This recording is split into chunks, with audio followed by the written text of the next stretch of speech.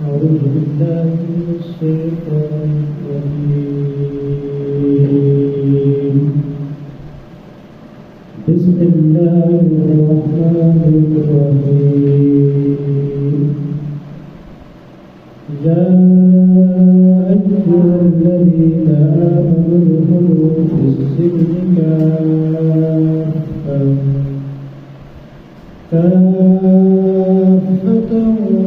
ولا تتبعوا خطوات الشيطان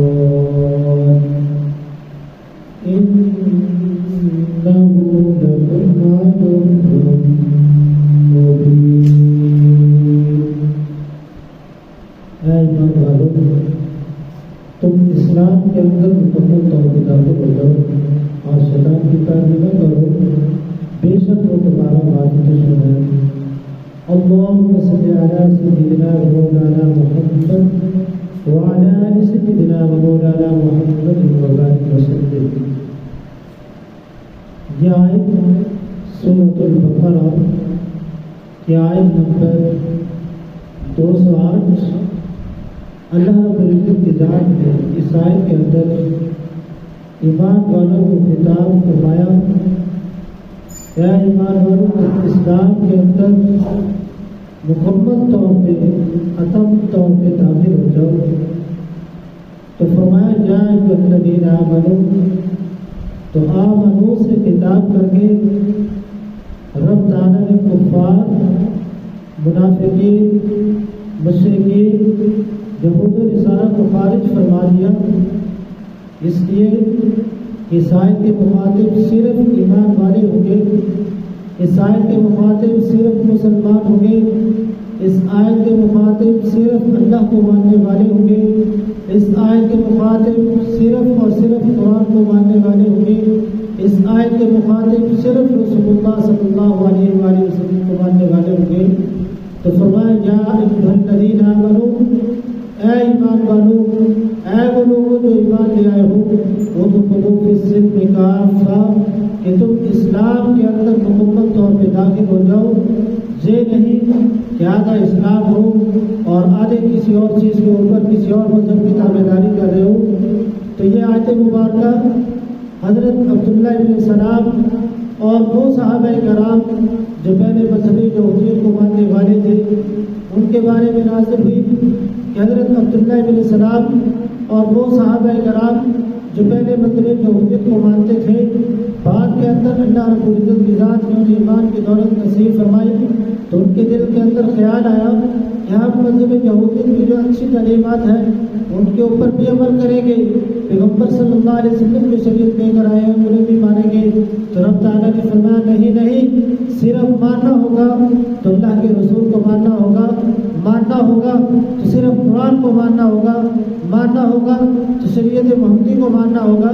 جیسے کہ شریعت موسوی کے اندر ہفتے والے دن کی تعظیم تھی، اونٹ کا گوشت کھانا ان کے ہاں ناجائز تھا. اسی طریقے سے اور بہت سارے امور جو مذہب یہودیت کے تھے، مذہب اسلام ان کی ممانعت کرتا ہے. تو مذہب اسلام کے اندر جب داخل ہو جائے تو فرمایا رب تعالیٰ نے ادخلوا فی السلم کافہ، تو پھر اسلام کی مکمل تابعداری کرنی ہوگی، شریعت محمدی کو مکمل طور پہ ماننا ہوگا. کہ اللہ کے رسول نے فرمایا کہ اگر حضرت موسیٰ علیہ السلام بھی موجود ہوتے تو حضرت موسیٰ علیہ السلام کو بھی شریعت محمدی کی اتباع کرتے. فرمایا وَلَا تَتَّبِعُوا خُطُوَاتِ الشَّيْطَانِ، شیطان کے قدموں کی پیروی نہ کرو، إِنَّهُ لَكُمْ عَدُوٌّ مُّبِينٌ، وہ تمہارا واضح دشمن ہے. وہ پہلے دن سے لے کر جب حضرت آدم علیہ السلام کی وجہ سے شیطان کو اللہ رب العزت کی ذات نے اپنے دربار سے نکالا، اپنی بارگاہ سے نکالا، اپنے حکم سے اس کو باہر نکال دیا. فرمایا تھا فخرج، نکل جاؤ یہاں سے. تو اللہ رب العزت کی ذات سے اس نے کہا تھا یا اللہ میں تیرے بندوں کو برگلاتا رہوں گا، تیرے بندوں کو ہٹاتا رہوں گا، تیرے حکموں سے منہ مڑواتا رہوں گا. اللہ رب العزت کی ذات نے بھی فرمایا کہ اے شیطان، کہ اللہ کے وہ بندے جو مجھے صحیح مانیں گے، وہ میری اتباع کریں گے، وہ کبھی بھی تیرے جھانسے میں آنے والے نہیں. ہاں وہ لوگ جنہوں نے میری اتباع نہ کی، میرے نبی کی اتباع نہ کی، میری کتابوں کو نہ مانا، تو وہ پھر آپ کی تابعداری کریں گے. لیکن جو ایسے لوگ ہوں گے پھر ان کے لیے اللہ رب العزت کی ذات نے جہنم کا فرمایا کہ ان لوگوں کو میں جہنم میں داخل کروں گا.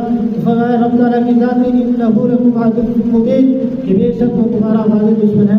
اس آیت کی تفسیر کے اندر علماء مفسرین نے ایک اور سبب نزول بیان فرمایا کہ ایک دفعہ حضرت عمر فاروق رضی اللہ تعالیٰ عنہ صحابی رسول انہوں نے تورات کی کتاب اپنے سامنے رکھی تلاوت فرما رہے تھے.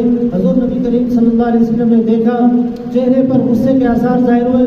فرمایا کہ عمر کہ اگر اس وقت حضرت موسیٰ نبی علیہ السلام پہ موجود ہوتے تو آج میری شریعت کی اتباع کرتے.